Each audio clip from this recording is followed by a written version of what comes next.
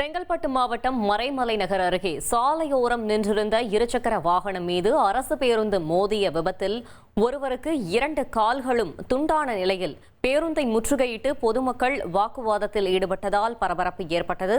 கூடுதல் விவரங்களை செய்தியாளர் நவீன் வழங்க கேட்கலாம். நவீன், வணக்கம். கள தகவல்களை சொல்லுங்க. வணக்கம்.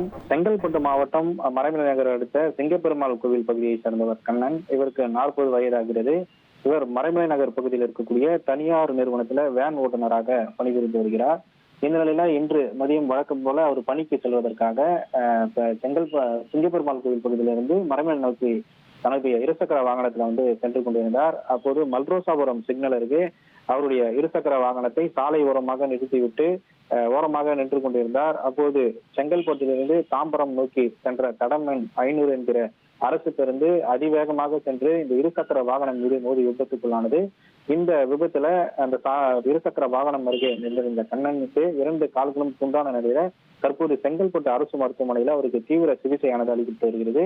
இந்த சம்பவத்தை கண்ட அந்த பகுதியில் இருக்கக்கூடிய பொதுமக்கள் அரசு பேருந்தை சிறைப்பிடித்து போராட்டத்தில் ஈடுபட்டார்கள். தொடர்ந்து சம்பவ இடத்திற்கு வந்த காவலர்களுடன் அவர்கள் கடுமையான வாக்குவாதத்துல ஈடுபட்டார்கள். குறிப்பாக இந்த சென்னை திருச்சி தேசிய நெடுஞ்சாலையில செங்கல்பட்டிலிருந்து தாம்பரம் வரை இயக்கக்கூடிய மாநகர பேருந்துகள்ல அதிவேகமாக இயக்குவதாகவும் அஜாக்கிரதையாக ஓட்டுநர்கள் வாகனத்தை இயக்குவதாகவும் அவர்கள் குற்றச்சாட்டை முன்வைத்தார்கள்.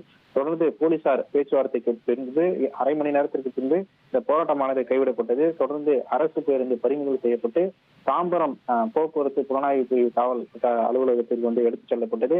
இந்த சம்பவம் காரணமாக சென்னை திருச்சி தேசிய நெடுஞ்சாலையில சிறிது நேரம் போக்குவரத்து நெரிசல் ஏற்பட்டதோடு கடுமையான பரபரப்பான சூழ்நிலையும் இந்த பகுதியில் நிலவியது. தகவல்களுக்கு நன்றி நவீன். இனி செல்லும் இடமெல்லாம் செய்தி.